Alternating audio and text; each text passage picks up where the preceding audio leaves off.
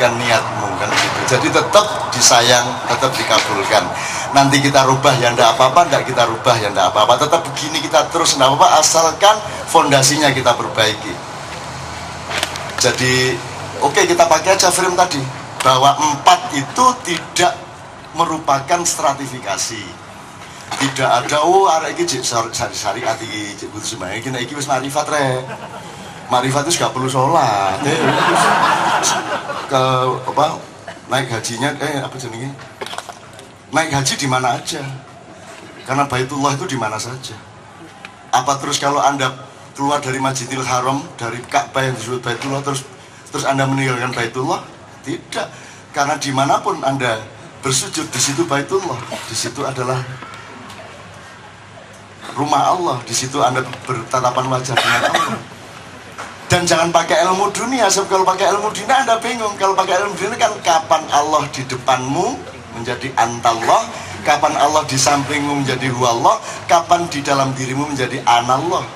Tapi itu tetap hitungan dunia, itu teknis grammar. Kata ganti orang pertama, kata ganti orang kedua, kata ganti orang ketiga. Terus karena ada 3 berarti kita harus mengacu kepada angka. Kalau Gus Chandra Malik mengatakan kemanapun engkau berpaling disitulah Allah, terus jumlahnya Allah piro, rono Allah. Loh, akeh temen Allah kan itu akhirnya. Padahal Allah cuma 1. Disitulah kulit ari dari ghaib, bahwa 1 bisa mengepung 1 triliun, bahwa 1 mengepung semuanya. Kan tidak mungkin dalam ilmu dunia, ilmu matematika 1 kok mengepung semuanya. Mestinya semuanya mengepung 1. 1 maling dikepung 10 orang kan begitu. Mosok malingnya situ ngepung wong sak kampung. Gak iso. Itu ilmu dunia, maka kita tidak pakai ilmu itu. Nah, teman-teman sekalian, mudah-mudahan dengan ini Anda menjadi lebih yakin bahwa Anda datang ke sini ini saja sudah merupakan pekerjaan di mata Allah. Sudah merupakan amal soleh pada Allah. Dan saya bilang sama Sabrang pada suatu hari di sebuah restoran di mana saya adili dan saya marahi. Dan saya menggunakan waktu itu sebagai seorang bapak yang memiliki hak untuk menempeleng anaknya. Tapi karena bapaknya seorang yang arif, maka nempelengnya saya dengan cukup mengata-ngatai dia. Itu karena saya seorang bapak yang sangat pemurah dan tidak peduli dia mau mengabdi atau tidak, aku tetap pemurah kepada dia. Dan hak-hak aku tidak aku pakai. Aku hanya memberikan kata-kata yang tegas sama dia, Brang. Atas setiap niat baik, Allah pasti selalu bertanggung jawab. Kamu punya niat baik, tok saja, terbersit saja dalam hatimu, Allah tanggung jawab sama itu. Allah akan bekerja. Fa'alul lima yurid. Allah maha bekerja atas apa yang dia kehendaki. Dan apa yang dia kehendaki tergantung kamu berkehendak apa. Kalau kehendakmu, niat baikmu itu cocok sama kehendaknya Allah, maka Allah akan jadi pekerja utama dari cita-cita. Jadikanlah Allah menjadi pekerja utama. Jadikanlah Allah menjadi direktur utama hidup. Kan begitu, teman-teman sekalian. Jadi Anda semua sekali lagi yang datang ke sini, tenanglah hatimu, Indonesia akan berubah. Dan ada yang bekerja untuk itu, baik di antara bangsa Indonesia maupun makhluk-makhluk lain yang juga numpang hidup di tanah surga Republik Nusantara. Itu ya. Makhluk-makhluk lain sudah sering kita omongkan di sini. Ada kepala-kepala dinas yang ngatur hujan, ada kepala dinas yang memindah tsunami dari Laut Selatan ke Jepang. Ada yang macam-macam lah, pokoknya Allah memberi pertimbangan-pertimbangan dan dia selalu menaikkan bintang-bintang dan menciptakan keseimbangan. Was-samaa'a rafa'aha wa wada'al mizan.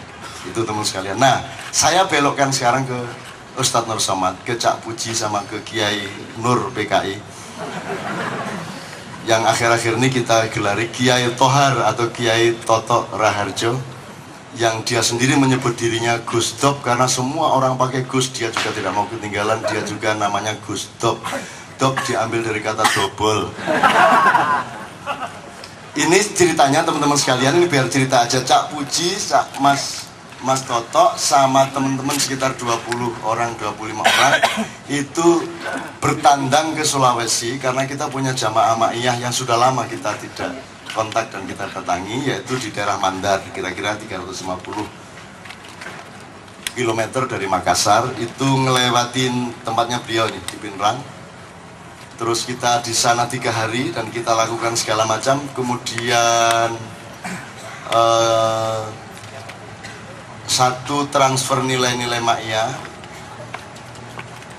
Nomor 2, Cak Puji dan Mas Toto yang memang bertugas utama di sana untuk melakukan identifikasi terhadap permasalahan-permasalahan yang ada di sana. Dan Mas Puji sangat konkret, seluruh desa Tinambung yang merupakan pusat kerajaan Balani Pak di sana, itu airnya bau semua.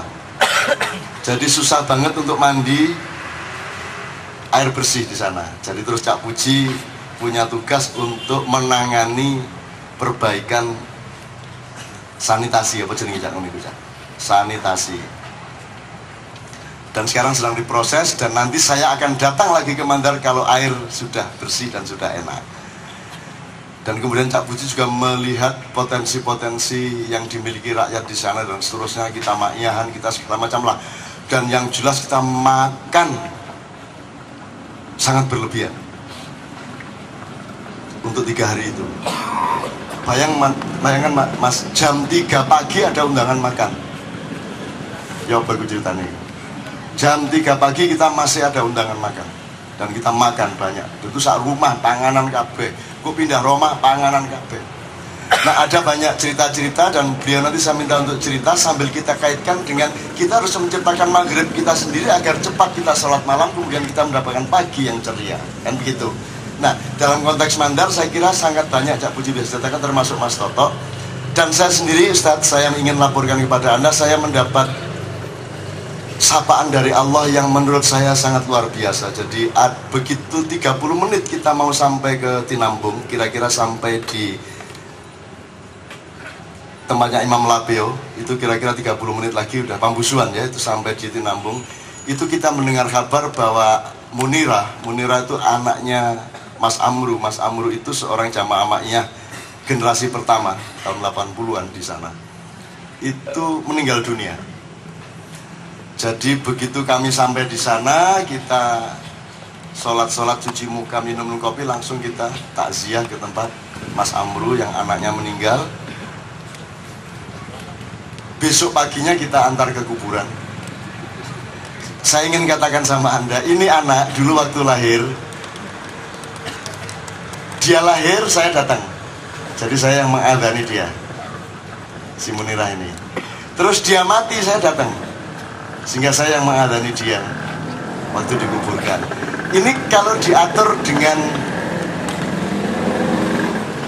gimana caranya ngaturin supaya saya pas lahir dan pas mati. Kan angel ini Mas. Ini kan tidak bisa direkayasa Mas. Jadi saya bilang ya Allah, ya Rabbi, ya Karim, Masya Allah, begitu simpelnya caramu menunjukkan bahwa engkau ada di antara kami, bahwa engkau meridhoi kami insya Allah, bahwa seluruh pergerakan kita di Mandar, di Sulawesi Barat dan lain-lainnya itu dikawal oleh Allah, oleh hidayahnya, oleh perlindungan dan kontrolnya serta kritik-kritik Allah. Jadi saya tidak bisa menahan tangis juga Mas. Bagaimana anak ini dulu lahir saya yang ngadani.